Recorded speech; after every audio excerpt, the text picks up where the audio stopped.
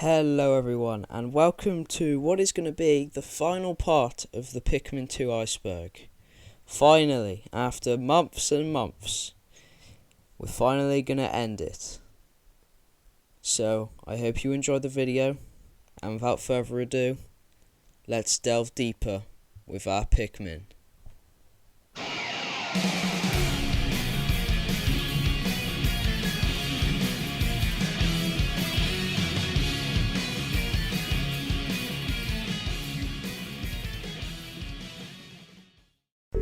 Alright, so starting off, the first thing of this final level is the Pikmin's endless cycle of mass destruction and rebirth. Now, this one sounds pretty complicated, but when I explain it, you'll probably know. So, at the start of every Pikmin game, you start off, you find the Pikmin, and there's barely any of them. You're like, where's all the Pikmin? Surely there should be more? And every time you finish a game, you end up with hundreds and hundreds of Pikmin. So, when you return to the planet, where are all they? Did they all die? Did they all run away? Are they somewhere else? I guess we never know. But the Pikmin clearly make an impact on the environment, as you can basically wipe out every living creature in an area with these guys.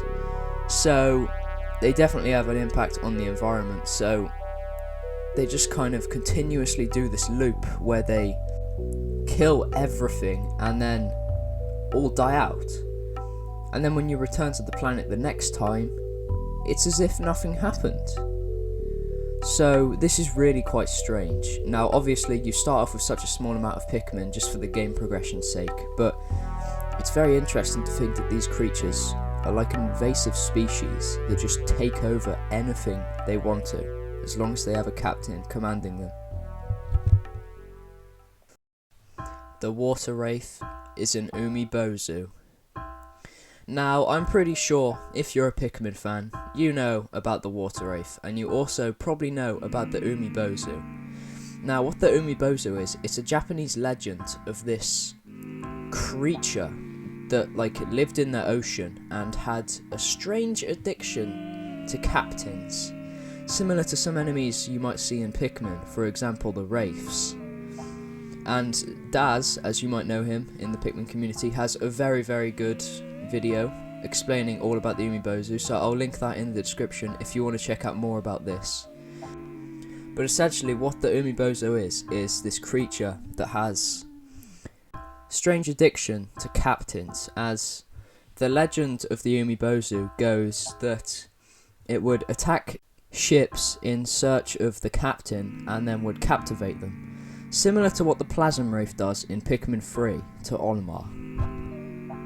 So I think the role of the Umibozu would better fit the Plasm Wraith, although the Plasm Wraith, the Water Wraith and Gulix could all be the same creature, because in every game there's always one of those weird blob goo weird looking guys, and they always have a very mysterious role in the game. But I'm getting sidetracked, so I think the Water Wraith is like the Umibozu because it seems to hunt down the captains. Like, if you throw a Pikmin in the submerged castle, if you throw a Pikmin near the Water Wraith, it doesn't care. Like, unless it's in its direction to get to your captain, that Pikmin will probably be fine, because the Water Wraith has targeting just to target the captain and no one else.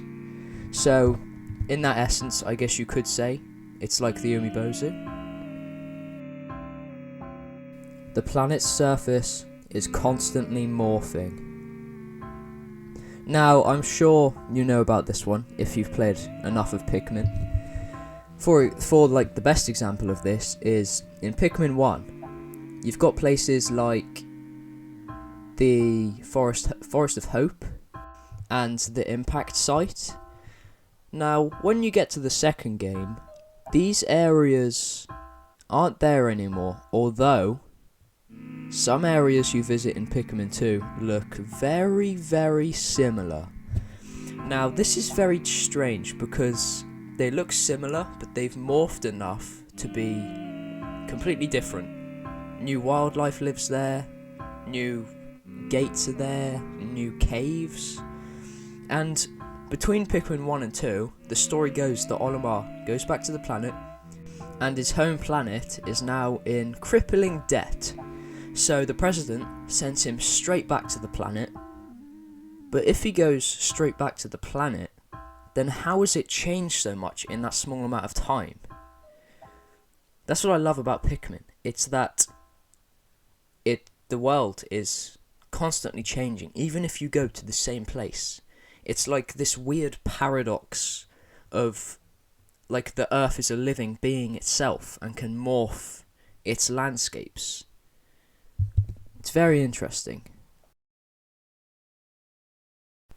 The Pikmin timeline is our timeline. In all the Pikmin games, do you notice that there are a lot of man-made objects around, and also man-made gates, electric fences, poison fences, stuff that would seem to be man-made. Now, if Pikmin is in the future, where everything's like all humans are extinct, then how are these gates being rebuilt and also still like working and there? Although we never see a human in Pikmin, there's definitely a chance that we could be around at the same time as them, and either there isn't many humans left, or we're very lucky we don't encounter one.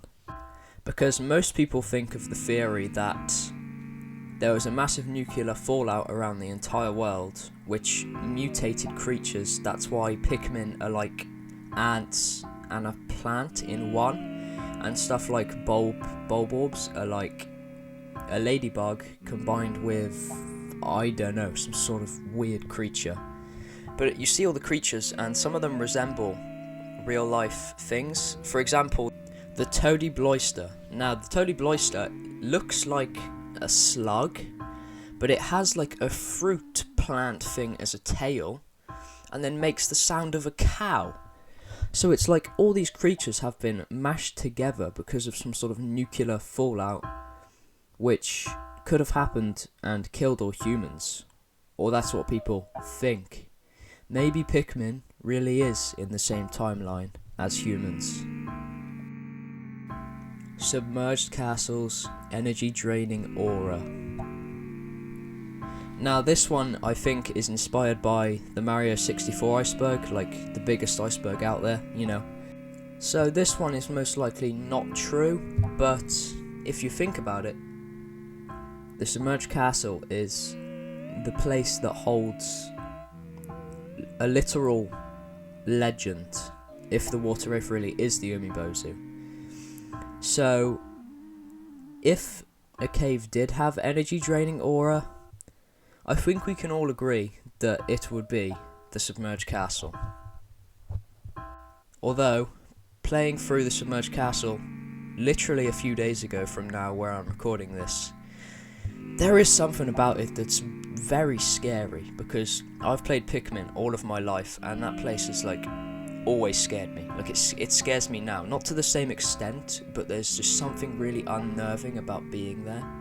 The music, the looming threat of the water wraith, it's all very strange.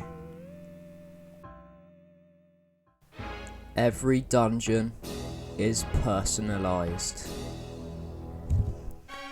So this is the last part of the iceberg, and it's the idea that every cave you go in is personalised just for you.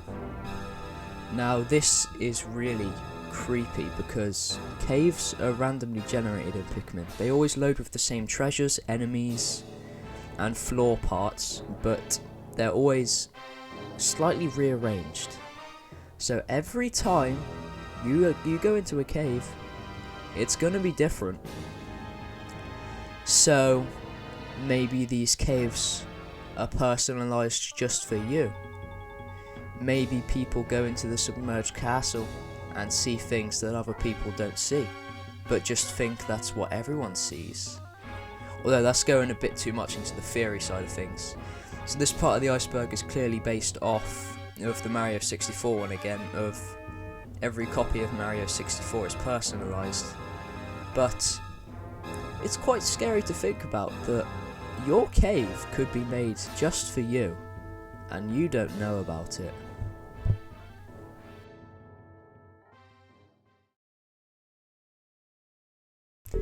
Anyway, that's gonna be it for this video. I thank you all so much for watching these iceberg videos. They've been fun to make. I know they've took a very long time to come out, but I thank you all for watching them because these videos do very well on my channel. So thank you once again.